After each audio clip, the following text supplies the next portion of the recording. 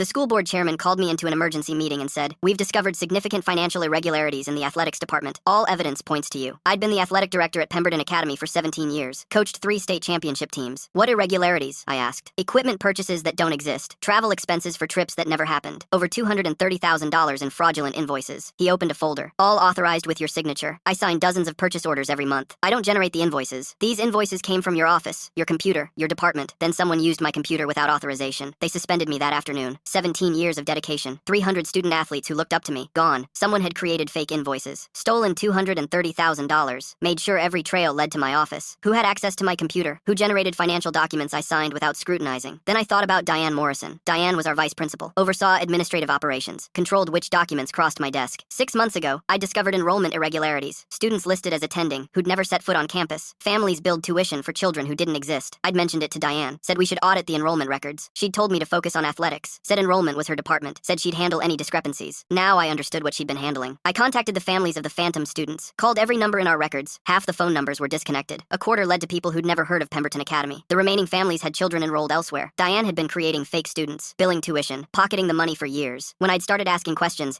she decided to eliminate me, frame me for financial fraud, destroy my credibility before I could expose her. I hired a forensic accountant. She traced the fraudulent athletics invoices. "The vendor companies don't exist," she said. "Shell operations. Registered to addresses that are empty lots. Who registered them?" The registered agent for all 3 is named David Morrison. Diane's brother. She'd created fake vendors, generated fake invoices, routed them through my department, collected the payments through companies her brother controlled. The same scheme she'd been running with fake students, just expanded to include athletics. I brought everything to the school board. The phantom enrollments, the fake vendors, the family connection to Diane's brother. They audited her entire operation. The results were devastating. $890,000 in fraudulent tuition over 8 years. $230,000 in fake athletics expenses in 6 months. Phantom students, phantom vendors, phantom everything. They called Diane in for questioning. I watched through the conference room window. "The vendor companies are registered to your brother," the board chairman said. "David does consulting work. It's legitimate business. Consulting for companies that have no employees, no offices, and no actual operations." Diane's face tightened. "We traced the phantom student enrollments. Families billed $340,000 for children who never attended this school. There must be database errors. You've been stealing from this institution for 8 years. When someone noticed, you framed him to protect yourself." Diane demanded her lawyer. The meeting ended. She was arrested at her home that evening. Embezzlement, fraud, wire fraud, evidence tampering. My suspension was lifted immediately. Full reinstatement. The board issued a public apology at a school assembly. The students gave me a standing ovation. Some of them cried. Diane's bail was set at $200,000. Her brother couldn't pay without revealing where the money came from. She pled guilty. 7 years. Full restitution. The families she defrauded filed a class action lawsuit. Recovered most of their money from her seized assets. I retired last month, on my own terms. With my reputation intact, they named the new gymnasium after me. The plaque says, "Dedicated to integrity in athletics." Diane spent 8 years building an empire of fraud inside a school. I spent 6 months asking questions that brought it down. She educated herself in deception. Now she has years to reflect on everything she learned.